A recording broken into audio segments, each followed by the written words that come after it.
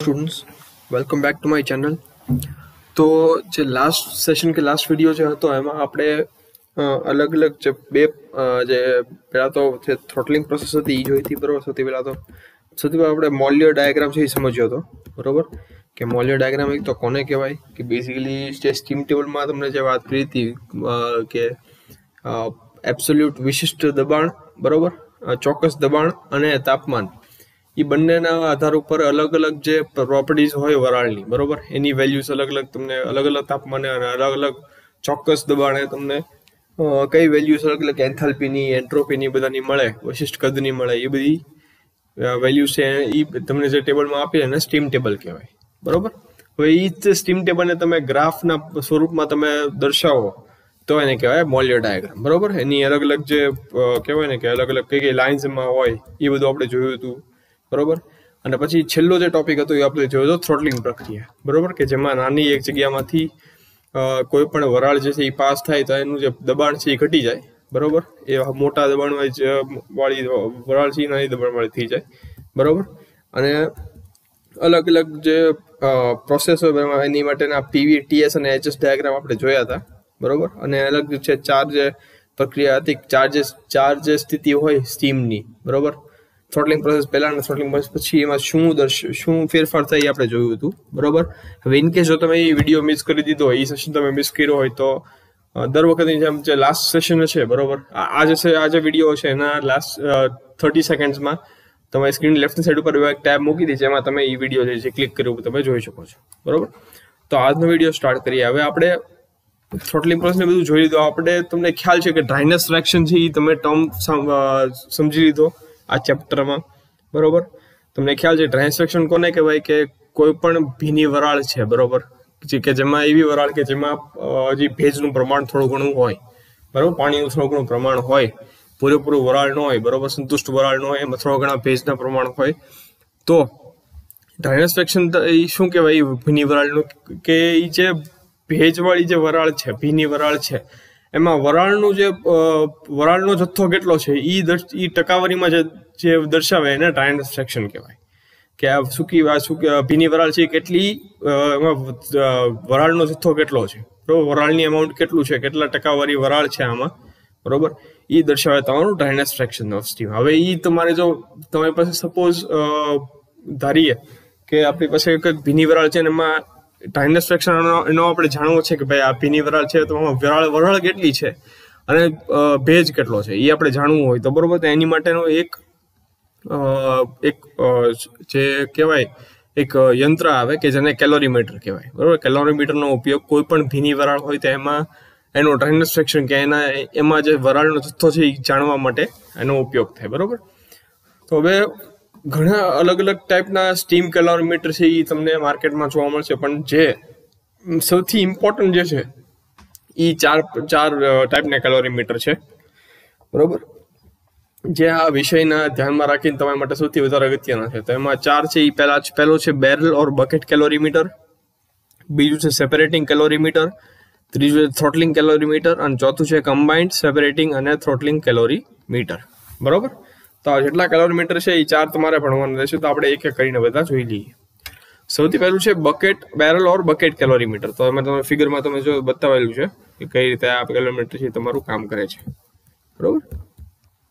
તો બેરલ કેલોરીમીટરમાં તમે ફિગરમાં આવ્યું કે non mass of steam sample છે બરોબર જે વરાળનો જથ્થો તમારે જેનું તમારે ડ્રાયનેસ ફ્રેક્શન મેળવવાનું છે બરોબર એનો એક તો તમને જે દળ છે કેટલો છે એ તમને ખ્યાલ હોવો જોઈએ। જાણીતા દળની વરાળનો જથ્થો તમારે લેવાનો રહેશે બરોબર કે એનો જે તમે જે ભીની વરાળ બેઝિકલી લ્યો છો એનું દળ કેટલું છે એનું દબાણ કેટલું છે એ તમને જાણેલું હોવું જોઈએ બરોબર। એને તમે પછી કન્ડેન્સ કરો ઠંડી પાડો બરોબર કઈ રીતે એક જાણતા દળના ઠંડા પાણી સાથે ઠંડુ પાણી એવું કે જેનું દળ તમને ખ્યાલ છે એવા પાણીથી તમે એ જે વરાળ છે ભીની વરાળ એને તમે ઠંડી પાડો બરોબર કન્ડેન્સ કરો ઠંડી પાડો। હવે જેવી રીતે આ વરાળ છે ઠંડી પડે ઠંડા પાણીના કારણે તો શું થાય કે એનું જે વરાળ છે એનું જે દળ છે બરોબર દળ અને તાપમાન દળ છે એનું વધી જાય બરોબર અને જે ઠંડી પડતી જે વરાળ છે એનું તમારે તાપમાન મેળવવું હોય, બરોબર, એ મેળવવા માટે તમે જે વરાળનું જે ઇનિશિયલ ટેમ્પરેચર, શરૂઆતનું જે તાપમાન હતું એ અને જે અંતનું તાપમાન છે ઠંડા પડ્યા પછીનું તાપમાન, એ બંનેનો ઉપયોગ કરીને તમે અત્યારે જે તાપમાન છે કન્ડેન્સિંગ ટેમ્પરેચર, એ તમે મેળવી શકો, બરોબર. તેની માટેનું ઇક્વેશન આપણને મળશે. તો એની માટે કયા છે એ તમે જાણ કરો. સપોઝ પી જે છે એ પ્રેશર ઓફ સ્ટીમ ઇન બાર, સ્ટીમનું વરાળનું દબાણ બતાવે છે બારમાં. ટી બતાવે છે પી દબાણે, બરોબર, કેપિટલ પી દબાણે વરાળ બનવાનું તાપમાન કેટલું, તો એ તમને સ્ટીમ ટેબલમાંથી મળી જાય વેલ્યુ, જો તમને દબાણ ખ્યાલ હોય તો.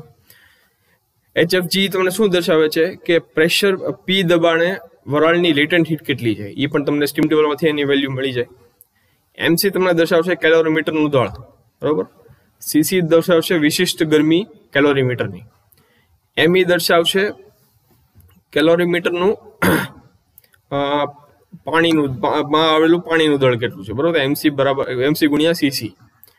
MS તમને દર્શાવશે જે ઠંડી પડેલી વરાળ છે, બરોબર, કન્ડેન્સ થયેલી વરાળ છે એનું દળ. MW તમને બતાવશે કે જે કેલોરીમીટરમાં જે ઠંડુ પાણી છે જેનો ઉપયોગ વરાળને ઠંડી પાડવા માટે થાય છે એનું દળ. T1 તમને દર્શાવશે પાણી અને કેલોરીમીટરનું શરૂઆતનું તાપમાન. T2 તમને દર્શાવશે પાણી અને કેલોરીમીટરનું અંતનું તાપમાન. CW તમને દર્શાવશે પાણીની વિશિષ્ટ ગરમી, અને X દર્શાવશે ડ્રાય એક્સટ્રેક્શન, જે વરાળનો જે સેમ્પલ છે એનું, વરાળની સેમ્પલનું ડ્રાય એક્સટ્રેક્શન બતાવશે.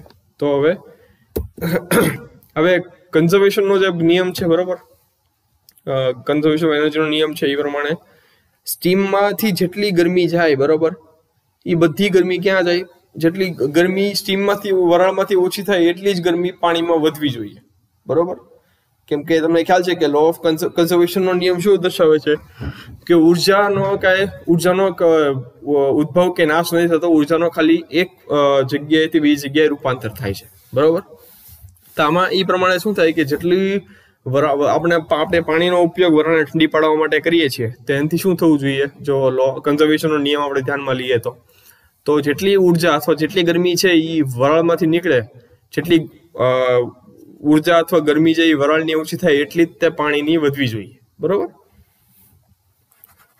અને આ જે સ્થિતિ છે એ ક્યારે સાચી પડે કે આપણે ધ્યાન રાખવાનું કે જે કેલોરીમીટર છે એમાંથી કેલોરીમીટરની અંદર કઈ ગરમીનો વધારો નથી થતો કે કેલોરીમીટરમાંથી ગરમીનો કાંઈ લોસ નથી થતો, તો બરોબર.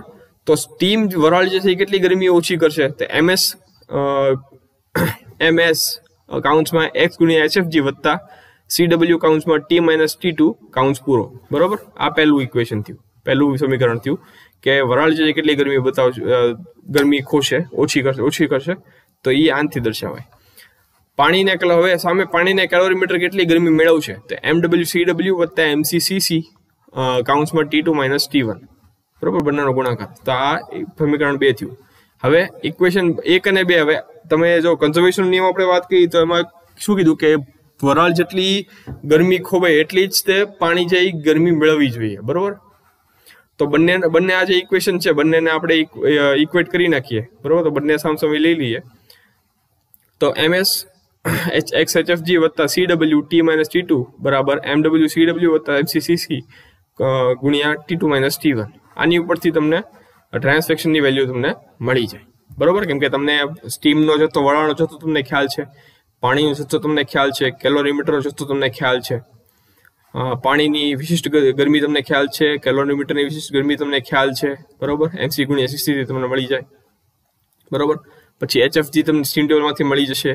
T - T2 એ T1 T2 ત્રણેયની વેલ્યુ તમને સ્ટીમ ટેબલમાંથી મળી જશે, તો તમને X ની વેલ્યુ છે એ મળી જાય, બરોબર. તો આ તમારું બકેટ કેલોરીમીટર થયું પહેલું. બીજું છે સેપરેટિંગ કેલોરીમીટર. તો સેપરેટિંગ કેલોરીમીટરનો ઉપયોગ છે એ ફરીથી ડ્રાય એક્સટ્રેક્શન માટે જ થઈ, વરાળનો મેળવવા માટે. પણ એ કઈ રીતે મળશે કે જે પહેલામાં આપણે શું કરતા, ભીની વરાળ છે એને આપણે પાણીના કોન્ટેક્ટમાં લાવતા ઠંડી પડવા માટે. આમાં આપણે શું કરશું કે જે ભીની વરાળ છે, બરોબર, તમારી એમાંથી આપણે એમાંથી જે પાણીનો જે ભાગ છે, જે ભેજનું પ્રમાણ છે, એને આપણે અલગ કરશું. બરોબર, કે આપણે અહીંયા આગળ એક પરફોરેટેડ કપ એટલે કાણાવાળો એક જે છલણી જેવું જે ગુજરાતી હિન્દીમાં જે કહેવાય, બરોબર, ચાણી જેવું, એવો એક કપ મૂકશું કે જેમાં કાણા છે, અને એમાંથી આપણે એની અંદર આપણે જે ભીની વરાળ છે અહીંથી આ પાઇપમાંથી અંદર આવશે, બરોબર, અને આ પરફોરેટેડ કપમાંથી પસાર થવાય. એ પરફોરેટેડ એટલે કે અંદર નાના નાના કાણા છે, કહેવાય ને કે જે ચાળણી જે કહેવાય, બરોબર, એ પ્રમાણે. તો એમાં શું થશે કે જે ભેજનું પ્રમાણ છે એ આ પરફોરેટેડ કપમાંથી નીચે આવી છે, જે પાણી છૂટું પડ્યું છે ભીની વરાળમાંથી, બરોબર, અને ઉપર ખાલી વરાળ રહી જશે, બરોબર, એ રીતે. હવે ડ્રાય સ્ટીમ જે છે, બરોબર, જેટલો સૂકી વરાળ તમને જે મળી છે, બરોબર, જે આઉટ ચેમ્બરમાંથી બહાર નીકળે છે કેલોરીમીટરમાં, જે હવે તમને ખ્યાલ છે કે પાણી જે છે એ વરાળ કરતાં વધારે ભારે છે, એટલે પાણી બધું નીચે બેસી જશે અને વરાળ બધી હવામાં ઉપર રહેશે, બરોબર. પછી જે ભીની જે સૂકી વરાળ તમને મળી છે પાણીને નીકળી ગયા પછી, એ બધી વરાળને તમે બહાર કાઢી નાખો કેલોરીમીટરમાંથી, બરોબર. તો પછી જે કેલોરીમીટરમાંથી જે સૂકી વરાળ જે બહાર નીકળે છે, એનો જથ્થો છે, એને તમે જો તમારે માપવું હોય તો ઠંડા પાણીનો એક જાણીતો જથ્થો હોય, કેટલો દળવાળું પાણી છે, એને જાણીતા દળવાળું ઠંડુ પાણી લો, એને એ સૂકી વરાળને ઠંડી પાડો, બરોબર. અથવા તો જે પ્રેશર ગેજ જે એની સાથે દર્શાવેલું દબાણ માપવાનું જે ગેજ છે, આ કેલોરીમીટર સાથે અટેચ કરેલું હોય, લગાડેલું હોય, એની મદદથી તમે પણ એનો જથ્થો મેળવી શકો છો, બરોબર. તો હવે આપણે ધારીએ કે સ્મોલ એમ નાનો એમ છે, એ પાણી જે કલેક્ટ થયું છે નીચે, બરોબર, એનો જથ્થો છે, એનું દળ છે. કેપિટલ એમ છે જે સૂકી વરાળ જે થઈ, બરોબર, એમાંથી સૂકી વરાળ જે છૂટી પડી ભીની વરાળમાંથી, એનો જથ્થો છે. અને એક્સ છે તમારો ડ્રાયનેસ ફ્રેક્શન, બરોબર, ભીની વરાળનો. તો હવે તમને ખ્યાલ છે કે ડ્રાયનેસ ફ્રેક્શન બરાબર જે સૂકી વરાળ છે એનો જથ્થો, એનો દળ છેદમાં ભીની વરાળનો દળ, બરોબર. સૂકી વરાળનો દળ છેદમાં ભીની વરાળનો દળ તમે કરો એટલે તમને ડ્રાયનેસ ફ્રેક્શન મળી જાય. તો કેપિટલ એમ છેદમાં કેપિટલ એમ વત્તા સ્મોલ એમ, આનો આમ તમે કરો એટલે તમને ટકાવારીમાં ડ્રાયનેસ ફ્રેક્શનની વેલ્યુ મળી જાય. ત્રીજું છે થ્રોટલિંગ કેલોરીમીટર. આમાં જે થ્રોટલિંગ આ જે કેલોરીમીટર છે, બરોબર, એનો પણ ઉપયોગ સેમ જ છે ડ્રાયનેસ ફ્રેક્શન મેળવવાનો, પણ આમાં તમે જે થ્રોટલિંગ પ્રક્રિયા હતી એનો તમે ઉપયોગ કરશો, બરોબર. એમાં તમને ખ્યાલ છે કે ભાઈ જે કંઈ પણ પાણીની કે ભેજની જે સ્થિતિ હોય, જે સ્થિતિમાં એ એન્ટર થાય, બરોબર, અલગ અલગ સ્થિતિ પ્રમાણે થ્રોટલિંગ થયા પછી પણ એની સ્થિતિ છે અલગ થાય, બરોબર. તો એનો ઉપયોગ પણ સેમ જ થાય કે સેપરેટર તમને આમાં આપેલું હોય, બરોબર, કે જેમાં જે ભીની વરાળ છે એને અંદર એન્ટર કરવામાં આવે એક કંટ્રોલ વાલ્વ થ્રુ, બરોબર. અને આ જે ભીની વરાળ તમે જે અંદર એન્ટર કરાવો એનું દબાણ અને તાપમાન છે તમે આપેલું હોય પહેલેથી, દબાણ ગેજ અને થર્મોમીટરનો ઉપયોગ કરીને. હવે તમને એ ખ્યાલ હોવો જોઈએ કે તમે જે થર્મોમીટરથી તમે જે એનું ટેમ્પરેચર તાપમાન માપો છો, બરોબર, એ સેમ છે કે કેલોરીમીટર બીમાં તમે જો સ્ટીમ ટેબલમાં તમે એ જે ભીની વરાળ તમે જે એન્ટર કરાવી છે એનું દબાણ તમને ખ્યાલ હોય, તમે એ દબાણની સેમ વેલ્યુ ઉપરથી તમે તાપમાન માપો, તાપમાન તમે શોધો સ્ટીમ ટેબલમાં, બરોબર. તો એ તાપમાન બંને સેમ જ હોય, જે તમે માપ્યું છે ને જે તમને સ્ટીમ ટેબલમાંથી મળે પ્રેશર દબાણની વેલ્યુ ઉપરથી, બરોબર, એ બંને સેમ. હવે આ જે વરાળ તમે એન્ટર કરાવી પછી એને થ્રોટલ કરવામાં આવે એક નાની જે જગ્યામાંથી, એપર્ચરમાંથી, કે જે એક વાલ્વમાં બનાવેલો, નાનીથી રસ્તો આપેલો હોય એને સ્ટીમને નીકળવા માટે, બરોબર. આની જે ટોટલ જે ગરમી છે એ અચળ રાખવામાં આવે, બરોબર. જો જે સ્ટીમ જે છે એ સુપરહીટેડ સ્ટેટમાં હોય, થ્રોટલિંગ થયા પછી એ સુપરહીટેડ સ્ટેટમાં થઈ જાય, બરોબર, અને એનું જે દબાણ છે એ ઘણું બધું ઘટી જાય. હવે જો તમારે માપવું હોય તો એના માટેનું સમીકરણ છે એ તમને આની ઉપર આ બધા ટર્મ્સ ઉપરથી મળશે. તો P1 જે છે તમારું પ્રેશર વરાળનું દબાણ છે થ્રોટલિંગ થયા પહેલા, P2 છે તમારું વરાળનું દબાણ થ્રોટલિંગ થયા પછી, HF1 છે તમારું P1 દબાણે પાણીની સેન્સિબલ હીટ, સ્ટીમ ટેબલમાંથી તમને વેલ્યુ મળશે, HFG1 છે P1 દબાણે પાણીની લેટન્ટ હીટ સ્ટીમ ટેબલમાંથી મળશે. Hg2 છે P2 દબાણે પાણીની સેન્સિબલ હીટ જે તમને સ્ટીમ ટેબલમાંથી મળશે. TSUP છે સુપરહીટેડ સુપરહીટેડ વરાળનું તાપમાન થ્રોટલિંગ થયા પછી. T2 છે P2 દબાણે સેચ્યુરેશન સંતુષ્ટ તાપમાન.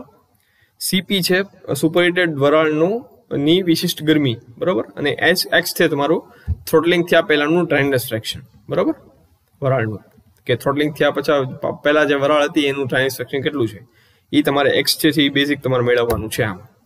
તો થ્રોટલિંગ પ્રોસેસ ઉપર તમને ખ્યાલ છે કે ભાઈ H1 બરાબર H2 થાય, બરોબર. એન્થાલ્પી છે એ તમારી અચળ રહે, એમાં કંઈ ફેરફાર ન થાય. તો HF1 વત્તા HFG1 બરાબર Hg2 વત્તા CP કાઉન્સમાં T superheated minus T2, બરોબર. આ જે ઇક્વલ ટુની જે ડાબી સાઈડ છે, બરોબર, એ તમે દર્શાવે છે થ્રોટલિંગ પહેલાની તમારી એન્થાલ્પી વરાળની, અને ઇક્વલ ટુની જે જમણી બાજુ છે એ તમને એન્થાલ્પી બતાવે છે એ કે તમારી જે વરાળ છે થ્રોટલ થઈ ગઈ પછી જે સ્થિતિમાં આવી છે એ સ્થિતિ અહીંયાની એન્થાલ્પી બતાવે છે, બરોબર. તો આની ઉપરથી HF1 તમને મળી જાય, HFG1 તમને મળી ગયું છે, Hg2 તમને મળી ગયું છે, CP છે એ અચળ છે એની એક જ વેલ્યુ રહે, T સુપરહીટેડ તમે પાસે છે અને T2 પણ તમે માપેલું છે થર્મોમીટરથી. આ બધી વેલ્યુ પરથી તમને X ની વેલ્યુ મળી જાય, બરોબર. તો આ તમારું થ્રોટલિંગ કેલોરીમીટર થયું. અને છેલ્લો ટોપિક છે આ ચેપ્ટરનો, થિયરીનો છેલ્લો ટોપિક છે આ છે કમ્બાઇન્ડ સેપરેટિંગ એન્ડ થ્રોટલિંગ કેલોરીમીટર, બરોબર. તો આમાં તમે જોયું કે સેપરેટિંગ અને થ્રોટલિંગ બંને અલગ ટાઈપના કેલોરીમીટર છે, બરોબર. એ પહેલા તમે ભણી ગયા, પણ હવે આમાં તમે બંનેનું કોમ્બિનેશન કરો છો, બંનેને જોડીને એક કેલોરીમીટર બનાવો છો, કે તમે જે સેપરેટિંગ કેલોરીમીટર છે એનો પણ તમે ઉપયોગ કરો અને થ્રોટલિંગ કેલોરીમીટરનો બંનેના કાર્યસિદ્ધાંતનો ઉપયોગ કરીને તમે જે સૌથી એક્ઝેક્ટ સૌથી એક્યુરેટ તમારે ડ્રાયનેસ ફ્રેક્શન મેળવવી હોય તો એ તમને મળી શકે, બરોબર.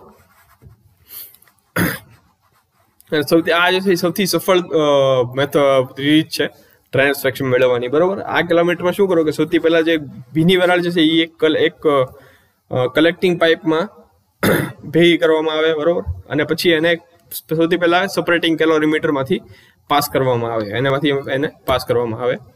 પછી એમાંથી તમને જે વેલ્યુ મળે, બરોબર, ડ્રાયનેસ ફ્રેક્શનની, તમને એની રીત ખ્યાલ જ છે. એમાંથી તમને જે ડ્રાયનેસ ફ્રેક્શનની વેલ્યુ મળે એને તમે કહો X1, બરોબર.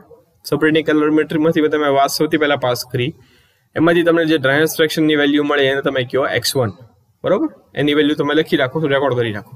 પછી એમાંથી જે વરાળ નીકળે છે, બરોબર, એ તમેથી પસાર કરશો એટલે સેપરેટિંગ કેલોરીમીટરમાંથી થોડું ઘણું પાણી જે છૂટવું પડશે, બરોબર.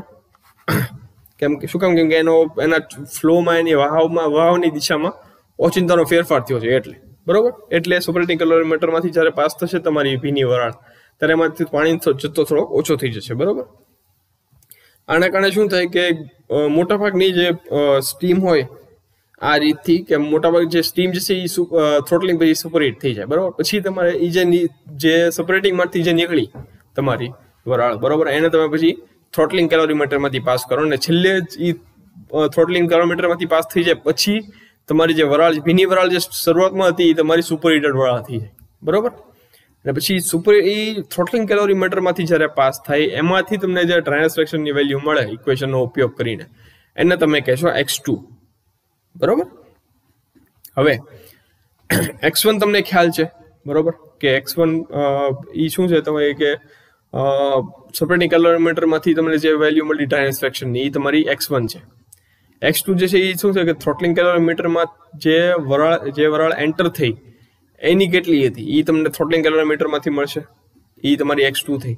હવે તમારે જે એકચ્યુઅલ ડ્રાયનેસ ફ્રેક્શન તમારે મેળવવું છે, સાચું ડ્રાયનેસ ફ્રેક્શન, તો એ કઈ રીતે મળશે તમને કે આ X1 ને X2 બંનેનો ગુણાકાર કરી નાખશો તમને પછી તમને જે જવાબ મળશે એ તમારી હશે એકચ્યુઅલ ડ્રાયનેસ ફ્રેક્શન સ્ટીમની વરાળની, બરોબર. એ તમારું સાચી ડ્રાયનેસ ફ્રેક્શનની વેલ્યુ રહેશે, બરોબર.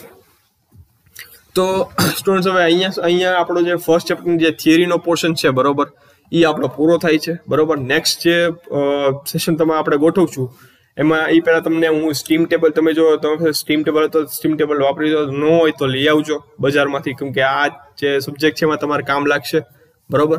ને યાદ રાખજો એને કહેજો કે સ્ટીમ ટેબલ જે છે તમે જો લ્યો બજારમાંથી તો એને કહેજો કે સ્ટીમ ટેબલ મોલ્યુર ડાયાગ્રામ સહિતનો મારે જોશે, બરોબર, કેમ કે તમારે મોલ્યુર ડાયાગ્રામનો પણ ઉપયોગ આવશે આ સબ્જેક્ટમાં, બરોબર.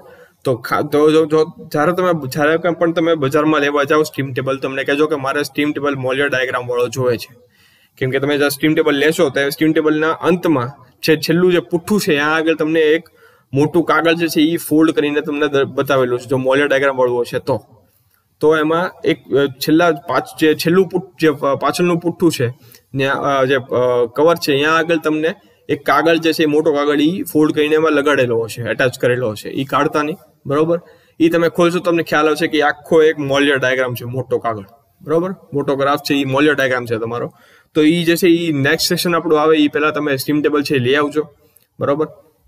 છતાં હું એક PDF ફાઇલ જશે, બરોબર, હું ટ્રાય કરીશ, જો મને મળે તો તમને હું સ્ટીમ ટેબલની અને મોલ્યુર ડાયાગ્રામ બંનેની તમને વેલ્યુ જે PDF ફાઇલ જો મને મળે તો હું તમને ફોરવર્ડ કરી દઈશ, બરોબર.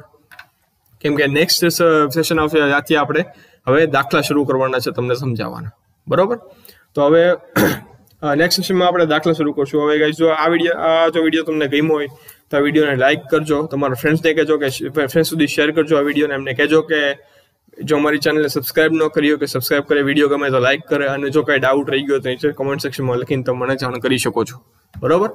ને ફાઇનલી ગાઈસ ફરીથી દર વખતના વિડીયોની જેમ ફરી આમાં કહીશ કે કોરોના વાયરસની મહામારી છે હજી આપણા દેશમાંથી ગઈ નથી, ભલે 16 તારીખથી હજી રસીકરણ શરૂ થવાનું છે આપણા દેશમાં, તો પણ એનો મતલબ એમ નથી કે આપણે આપણી સેફટી સાથે કોઈ પણ સાથે કોમ્પ્રોમાઇઝ કે એનાથી આપણે દૂર થઈ જવાનું છે, બરોબર. તો હજી પણ રસીકરણ ઇનકેસ તમે કરાવી લો 16 તારીખે તો પણ જ્યાં સુધી પૂરેપૂરું ન નીકળે આપણા વાતાવરણમાંથી ત્યાં સુધી તમે જ્યારે પણ બહાર નીકળો તો પોતાની બધી સેફટી જે ગાઈડલાઇન્સ છે એને ફોલો કરજો, સોશિયલ ડિસ્ટન્સિંગ જાળવજો, બરોબર, માસ્ક પહેરજો, સેનિટાઈઝર તમારી સાથે રાખજો, કોઈ પણ બહારની વસ્તુને અડો તો અડ્યા પછી તમે સેનિટાઈઝ કરજો તમારા હાથને, ઘરે આવો તો પાણી અને સાબુથી હાથ ધોજો, બાકી ગરમ ખોરાક લેજો, ઠંડો ખોરાક ટાળજો આ સમયમાં, પછી ગરમ પાણી પીજો, ઉકાળા પીજો, ઇમ્યુનિટી તમારી વધારજો, તમારું ધ્યાન રાખજો, તમારી ફેમિલીનું ધ્યાન રાખજો.